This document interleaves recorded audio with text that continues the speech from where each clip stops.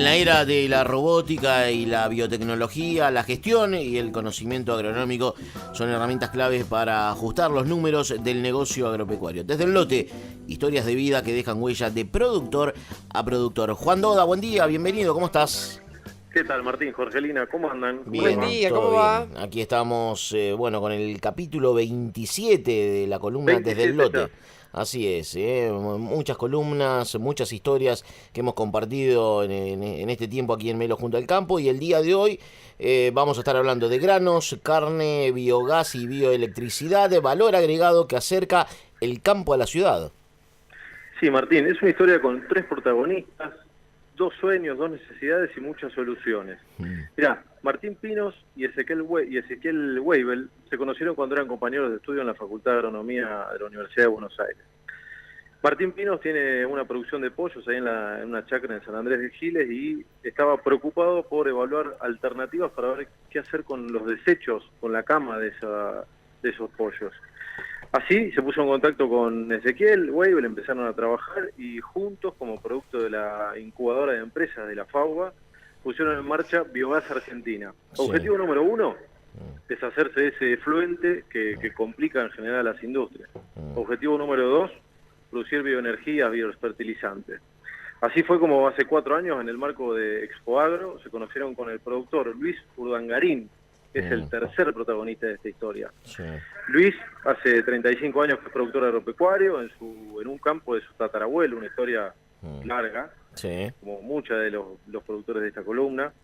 En el establecimiento La Micaela tiene 258 hectáreas, la actividad principal es la ganadería y hace maíz y sorgo en unas 120 hectáreas para alimentar a los animales. ¿Qué hace Urdangarín? Bueno, compra terneros de unos 190 kilos de promedio y los termina con 350, 390. El 90% de ese engorde se hace a corral. Justamente, Martín y Jorgelina, pensando en ese corral y preocupado por qué hacer con la bosta, con los desechos de ese corral, es que se puso en contacto con Pinos y con Weibel. Sí. Así, en 2013 empezaron a trabajar, en el año 2014 ya tenían los primeros animales en piso de hormigón y estaban produciendo biogás. Pero fueron por más.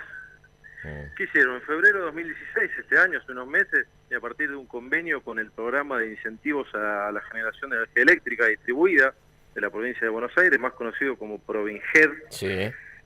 lograron financiar la compra de un motor que le permite a la cooperativa de Carlos Tejedor, ahí donde produce Luis Urdangarín, un motor para transformar ese biogás en bioelectricidad y hacérselo llegar a los ciudadanos de ahí de la zona.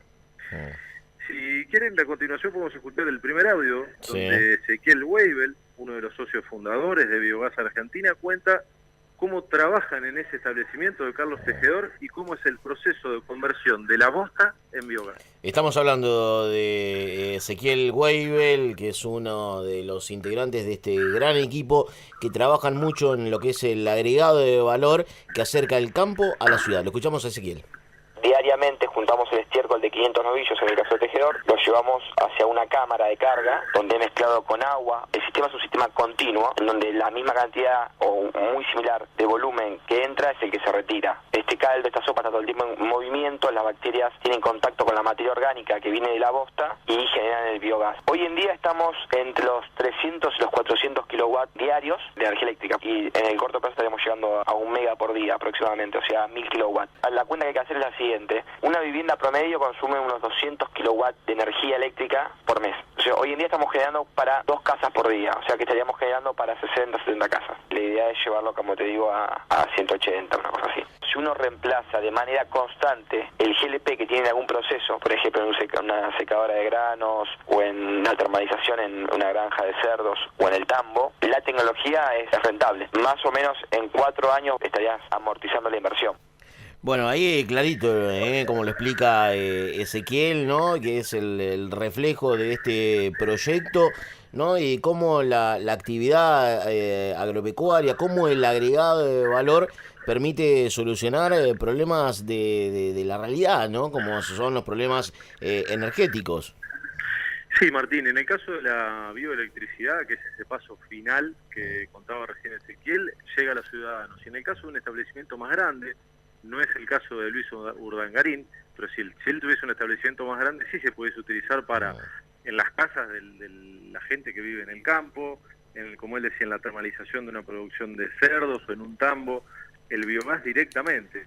En este caso la conversión en bioelectricidad le da un escalón superior y colabora con la rentabilidad. Mirá, Martín, me decía Ezequiel el dato en Europa, para pensar en los referentes, ¿no?, de esta tecnología. En Europa hay 14.000 plantas que producen biogás. Alrededor de 8.000 o 9.000 están en Alemania, por lo que es un líder total en la producción de este tipo de bioenergías, y es ahí donde Weibel y Pinos se van a capacitar, buscan nuevas formas de producir biogás o bioelectricidad. En el segundo audio pude charlar con Luis Urdangarín, el productor propiamente dicho, que cuenta cómo se le ocurrió revalorizar ese desecho de los animales para obtener esta paleta de beneficios. Y además, Martín, un guiño para la columna de Víctor Piñeiro al final del audio que vamos a escuchar a continuación, porque cuenta cómo le sirve esto para acercarse más a la sociedad. Ahí está, muy bien. Lo escuchamos a Luis Urdangarín en la columna Desde el Lote, la columna de Juan Doda. Decidimos hacer una planta de biogás y generación también de biofertilizante, porque con el paso de los años vemos cómo se va deteriorando la calidad de los suelos de nuestros campos. Encontré a los ingenieros de Biogás Argentina que me estaban planteando la posibilidad de que además de generar un biofertilizante, podía generar también el primero biogás y después energía eléctrica, y esto me daba un plus como para devolver la inversión.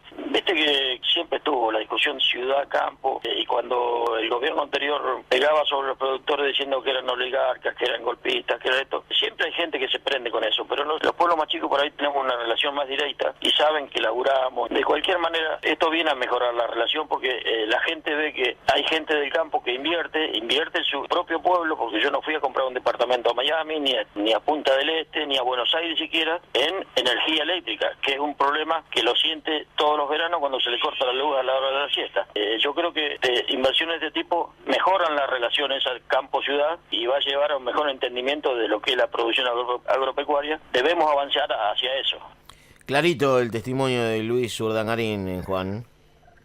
Sí, Martín, como cierre estuve investigando un poco, ampliando un poco el panorama de lo que es este caso. Entonces, que a comienzos de octubre el Ministerio de Energía de la Nación, encabezado por José Aranguren, dio a conocer los ganadores de la primera ronda de licitaciones del programa Energías Renovables Renovar. ¿Cuál es el objetivo? Bueno, promover y financiar proyectos de energías renovables para cambiar un poco la matriz energética argentina y tener un poco más de bioenergías dentro de esa matriz. Del total de iniciativas adjudicadas, 12 son de generación eólica, 4 de generación solar y solo una de biogás, pero justamente esa de biogás es a partir de desechos sanitarios.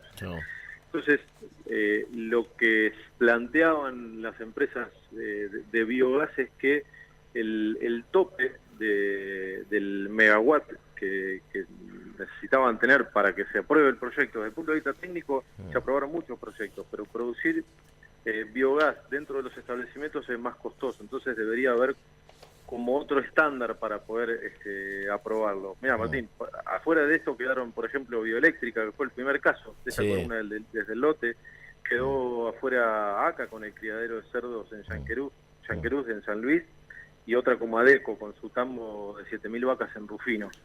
Creo que son cosas que está bueno ir ajustando. Es interesante que desde el gobierno también se plantee la posibilidad de ir trocando esta matriz energética para hacer más de energías renovables y sobre todo en este tipo de casos que es aprovechar un desecho y convertirlo en algo sumamente útil. Así es, estamos hablando de la historia de Biogás Argentina, de lo que es el establecimiento de la Micaela ahí en Carlos Tejedor, donde mañana iba a ser sede de la jornada a campo del IPCBA. Reiteramos, esa jornada a campo del IPCBA fue suspendida por las malas condiciones climáticas. La jornada será reprogramada próximamente y bueno, Juan te estaba brindando un adelanto de lo que sucede ahí, tranqueras hacia adentro en el establecimiento la Micaela en Carlos Tejedor, provincia de Buenos Aires. Gracias, Juan, por el aporte, abrazo grande y nos reencontramos el próximo miércoles. Bueno, Martín, Jorgelina, abrazo grande y hasta el próximo miércoles. Que un beso, Juan. Juan Doda con su columna Desde el Lote, auspiciada por Ledesma, una empresa con ingenio argentino. Ligate STS es el herbicida de DuPont que brinda el mayor control residual de gramíneas anuales del mercado en barbecho de soja STS. Ligate STS. Peligro. Su uso incorrecto puede provocar daños a la salud y al ambiente. Lea atentamente la etiqueta. Siempre confiables. Sorgo doble propósito Timbó Plus. Sorgos graníferos City, Maitén y Huayaco. Son de Tecnosorgo. Exclusividad y excelencia en sorgos.